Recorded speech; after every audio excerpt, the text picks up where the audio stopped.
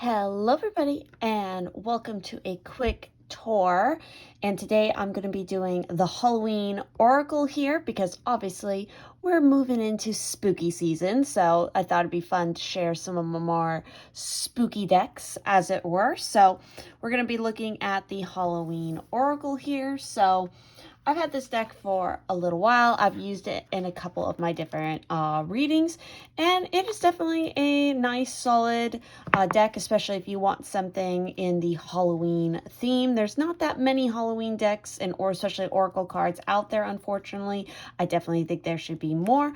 But yeah, these are just really nice, kind of simple cards. They don't have incredibly long descriptions on them, but they definitely work very well for their purposes. I have no complaints about them, really.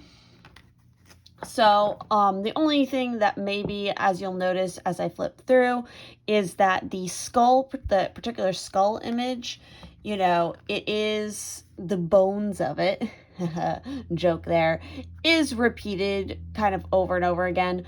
But you know, with some clever edits to match what the theme is for it. So that's really the only particular image in the deck that's, you know, could almost be in a way kind of like a pip, so to speak. But here is, of course, the back of the cards. They are very reflective. This is a very shiny deck. So if that's not something you particularly enjoy, or again, if you do something like what I do with filming a lot, that can be something you have to think about as far as where you're placing the card, because again, they are highly reflective. So let's go ahead and flip them over here. We of course have the hearth here first and foremost. We have joy. This is such a beautiful image here. We have spider. We have eternal love. And again, these are, I would encourage anybody to use these decks outside of just the Halloween season, because there's enough cards in here that can definitely work for really any time of year that you like, as long as you want to add in a little bit of some fall time flavor. But there are, of course, a few cards that are very, you know, Halloween centered, which we will see in a moment. I love this particular card. I think anybody who's a fan of Sleepy Hollow would especially like this card as well. But, you know, I live in a state that has lots of cardinals, so I particularly love that one. We got, of course, Ghost. So here's that skull image that I was kind of referring to. We have the jack-o'-lantern, obviously. Graveyard. The skull of flowers. We have the witch. That very classic witch look. We have the skull of stars.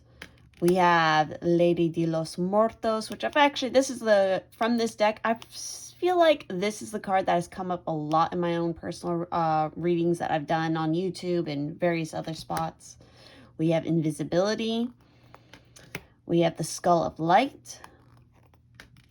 We have winter. We have forgiveness. We have the mummy. We have midnight. We have owl. We, of course, have death here. Very Silence of the Lambs. We have, let's see if I say this right, Barmbrak. Oh, which this is a really cool. There is, like, with some of a lot of these cards, there are fun kind of like Samhain little tidbits and Halloween kind of lore. This is one of them. We have the lamp. I love this image. It's just so cozy. We have Trick or Treat, obviously. We have Black Cat. We have the vampire. We have apple. We have zombie. We have the underworld, and I absolutely love that there's a pomegranate there, obviously hinting to the whole lore and story of Persephone and Hades. Ooh. We have the werewolf. We have the skeleton. We have scrying. And finally, we have the Veil here. So, and this is a, it's a nice size deck. It's not, too thick, not too thin, but overall, the cardstock is pretty decent. It's easy to shuffle.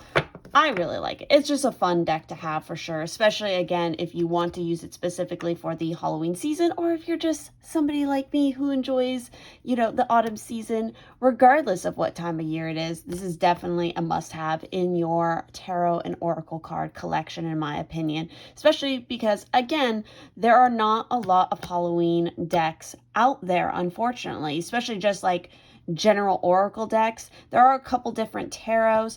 So if you guys happen to know some other Halloween oracles that you're familiar with, definitely do drop a comment and let me know, because I would love to find more Halloween centered decks, especially as we're moving closer to October. So that is just the quick little tour I have here. If you guys enjoyed this, please do leave a like, comment down below, and I will see you in the next one.